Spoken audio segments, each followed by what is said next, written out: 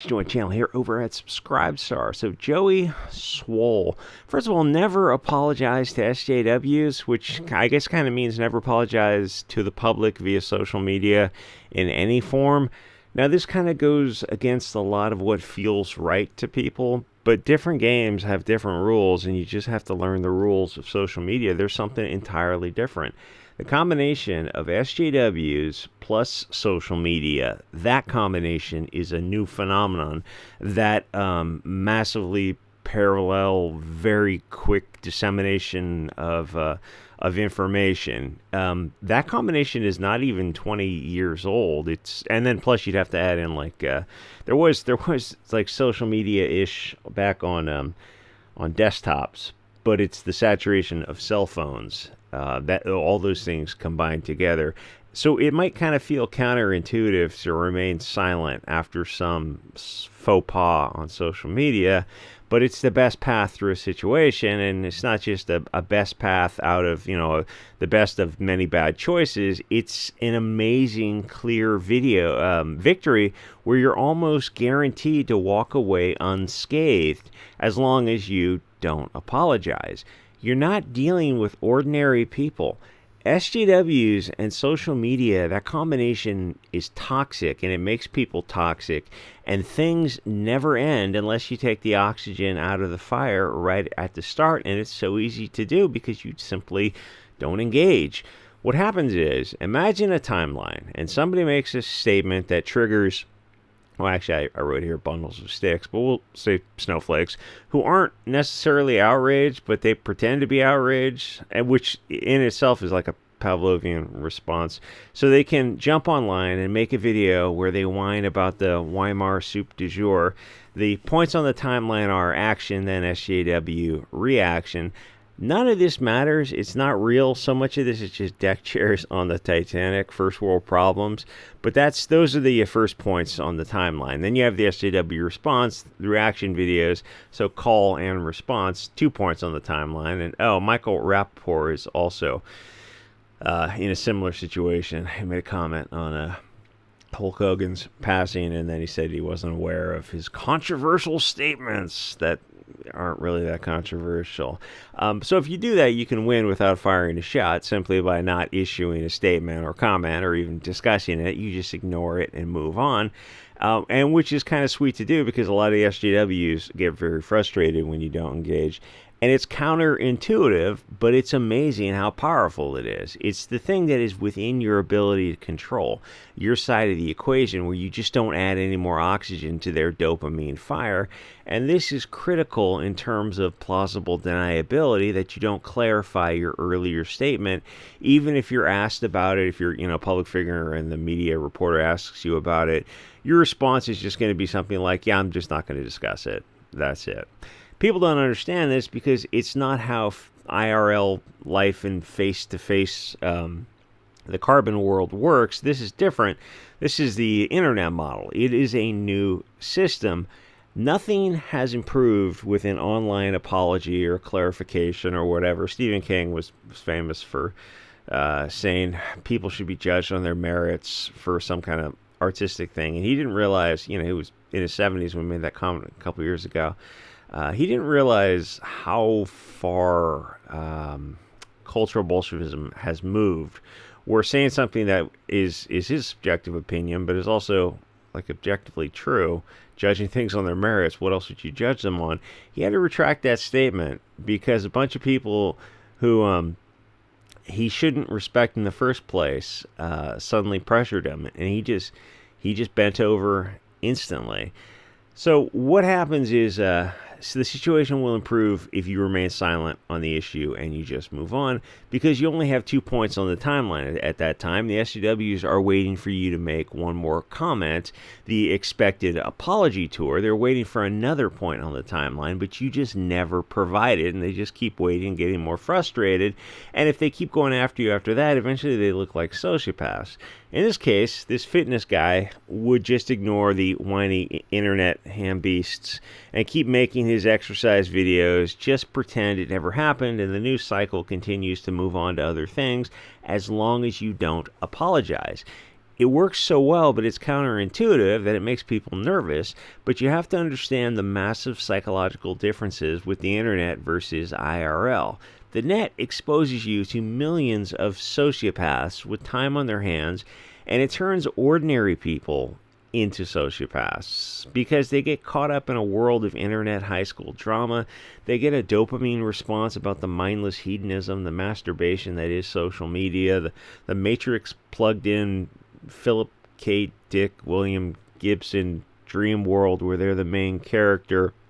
So that's the greatest approach to handling a internet faux pas, is just never apologize. Don't even bother to comment on it. Just move on. What happened specifically was the wrestler Hulk Hogan passed at 71, and he wasn't politically correct, which has upset a lot. He said a lot of funny things too, but all depends how you look at it. It's like, I thought they were funny, which upsets a lot of bleeding pussy soy boys. So the thing about the internet is the left controls the narrative because the globalists control the media, universities, banks, unfortunately a lot of the government, and up until recently, social media. So they've created this fictional world where people have to pretend to take political correctness seriously, and since we're not allowed to offer a honest rebuttal and openly discuss things because we'll just get fired or debanked or kicked off social media or have all these kind of consequences for just a bunch of nonsense. The left seems to believe that everybody is on board the politically correct narrative, except in the real world, we're not. We use racial, religious, sexual epithets. That's life, where we're honest about what is going on and calling things by their proper name. Maybe, witchcraft has a point there. So you got a lot of net people who are living in this protected echo chamber, and then they hear some racial or whatever slurs, and they have to pretend to get outraged over words. Boohoo ninja, look away. So Hulk wasn't politically correct, and this fitness guy was eulogizing him in a house made for ants. And then the bleeding pussies got outraged, and not everyone cares if someone uses racial or sexual whatever epithets, which most of us use, or at least I use every day, and consider them funny. It's just kind of the spice of life. Dropping NKFT whatever slurs is just adding a little sparkle to life, and it's not offensive unless you're a pussy. I mean, you saw what the last year has been like for Indians and then recently Jews. That's just kind of part of the fun of social media. And it turns, everyone kind of gets a turn at the dunking tank. Anyway, pussies who are offended by everything and ashamed of nothing are offended by Hulk using certain nomenclature, where these groups use offensive language against every other group, but for some reason we have to care what they think, and there's some double standard that never gets called out. Why exactly do we care about what assholes think? It'd be one thing if it was innocents throwing stones from glass houses, but a lot of groups are in the situation of they doth protest too much. They should stop being assholes and pussies, and people would respect them. So no, we don't care what language Hulk used, because they themselves don't care about language as long as it's directed against outwards. The latest virtue signal for these brainwashed sheep is racism. It's a Pavlovian issue for them, but the problem is, as they use the term, it's not real. It's a control system that the globalist controlled media uses to manipulate the cattle, and in many cases a lot of low IQ, shallow people who don't want to give up the perceived power of the racism structure because it feels powerful even if it doesn't actually benefit them. Ask them to examine each decade and honestly answer if things are getting better or worse every year. It's funny, people bring up the Department of Education, and then you point out, so when that thing got started, take a look at scores and then track scores every year since the Department of Education got started. And then I guess you could overlay a chart of money per student invested in schools. And you go, it's been a complete failure since the beginning. And obviously the logical answer is, well, then end it. Have parents privately take care of education. which to say that to the left is like a gasp of shock. You can have parents do it privately. You can have like parent collectives do it. You can also just have it done at the state level instead of the federal level as well, because it's gotten worse every year since they got started. And their answer is, no, you need to put more money into it. It's like, no, you need to end it. Like, at some point you have to say it's good money after bad. So now they have DEI, affirmative action, all the tools of the cultural Bolsheviks, but that's it. They don't have intact families. They're swimming in blood from violent crime, but they refuse to give up this Bolshevik system because they think that they're in charge and benefiting from it, and neither one of which is true.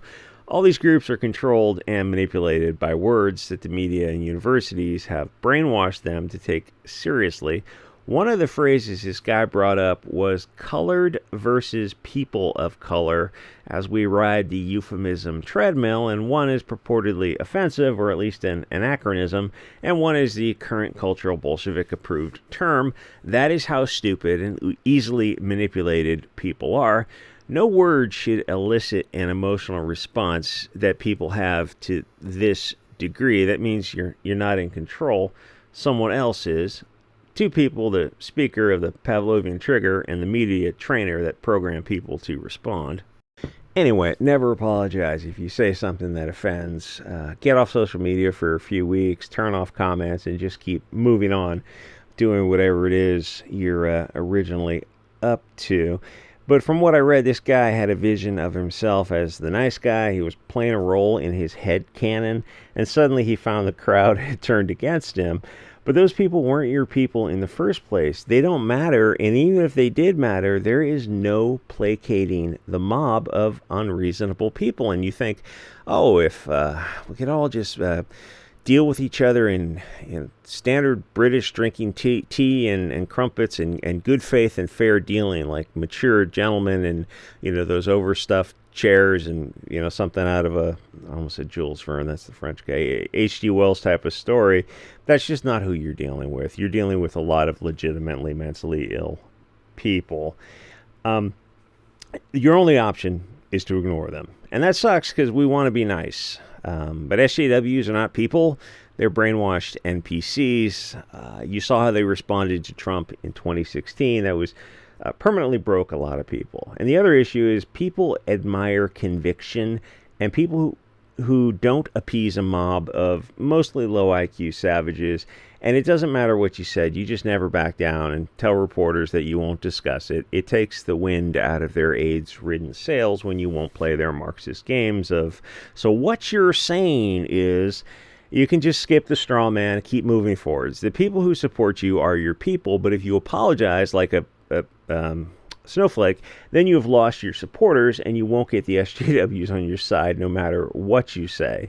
Your only option is to never apologize or even bother commenting on it. Anyway, I think this phenomenon is interesting because it's a power tool of the cultural Marxist globalist parasites to manipulate people via social conditioning, and you see how remarkably powerful it is to have this guy grovel like a total pussy. And it's only possible because we don't have equal representation in the mainstream media or free speech online. I mean, truly free speech, where if you lose your bank account or you get fired when views are expressed, then people are not going to understand where what the barometer is, how people really feel, what the temperature of the room is, because voices on the right get suppressed and censored and deplatformed, and they go unheard, but they don't disappear, which is where you eventually get things like civil war, because, as they say, violence is the voice of the voiceless. Anyway, like, comment, subscribe. I'll see you guys on the next episode.